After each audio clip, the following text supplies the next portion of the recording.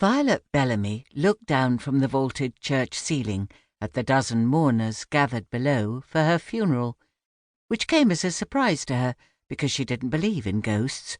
She was a rational person, a former science teacher, and hadn't even felt that ill, just in need of a small milk stout. Yet here she was now, 20-odd feet above her pleasingly slim willow coffin. Most people were dressed in the traditional black, Violet noticed, and quite right too, because they were there to mourn her death after all, not celebrate her life as though it had been one long carnival. Still, there were too many empty spaces on the pews below. If asked, people would say hardly anyone turned up. But since she hadn't made much effort with her friends and family for a while, she couldn't really complain about the poor turnout. The utter relief of lightness now, with no body to weigh her down and all the aches and pains gone. Never again would she have to think about what to wear. In life, nothing ever seemed to be a good fit or right for the occasion. Reverend Timothy cleared his throat and smiled at his little congregation. After 3 years in the job, he knew their attention span would be short. Squinting at his notes, he intoned, "As for man, his days are as grass, as a flower of the field, so he flourishes.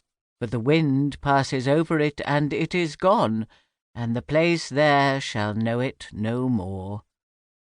Lovely, Violet thought. Perfect choice for her service. Vicar Timothy would have loved to deliver a fire and brimstone sermon and swing an incense thurible down the aisle. But he understood there was little call for that these days, and in any case he was in the wrong branch of the faith to get away with it. Gisela Violet Bellamy. What? Who told him to use that name? Even Violet's half-German mother had understood that Gisela, her own mother's name, was not really a good choice for a girl growing up in England, especially in the early 1950s. And had dropped it in favour of Violet when she was about 4. Nobody knew her as Gisela after that, just plain unassuming Violet. The vicar would have known that as well, if he'd done his homework. She spotted her granddaughter Erin on the front row, frowning and pursing her lips. Violet strained to hear what came next.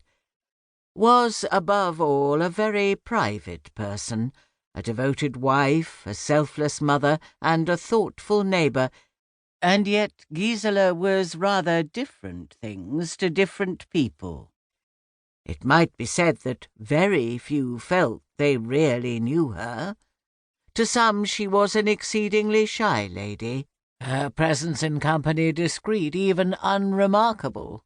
To others, Mrs. Bellamy could be the life and soul of the party, especially after a few of her favourite Belgian beers. The cheeky bugger! As though she was some kind of lush. She would show him.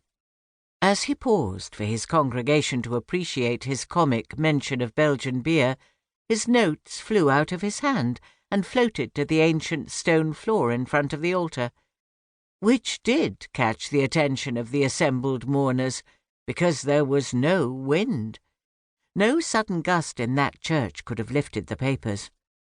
He bent down to pick them up, revealing Nike trainers and fuchsia-pink socks under his tight grey cassock.